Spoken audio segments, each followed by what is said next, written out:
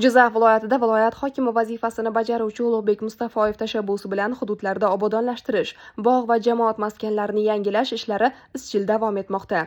Tuman markazlarining kirish qismlari yangilanib, zamonaviy qiyofa kasb etmoqda.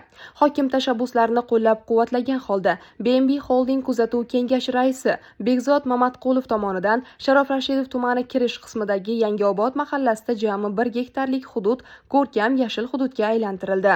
Uzoq yillar foydalanilmay qolgan va tashlandiq holatda bo'lgan ushbu hudud qisqa muddatda zamonaviy ko'rkam yashil maskan sifatida qayta barpo etildi. 140 metr chuqurlikda artizan qudug'i qazilib, to'liq sug'orish infratuzilmasi joriy etildi.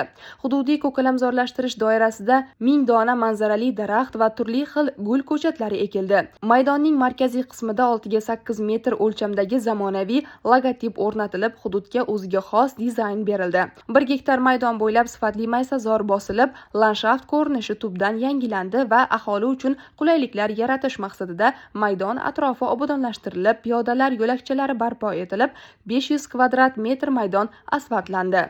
Ushbu bunyodkorlik ishlari viloyat hokimi tashabbusi bilan amalga oshirilayotgan mahallalarni rivojlantirish va ko'kalamzorlashtirish dasturining yorqin amaliy natijasi hisoblanadi. BNB Holdingning mazkur loyihadagi ishtiroki mahalla aholisi uchun qulay, zamonaviy va ekologik toza muhit yaratishga xizmat qilmoqda.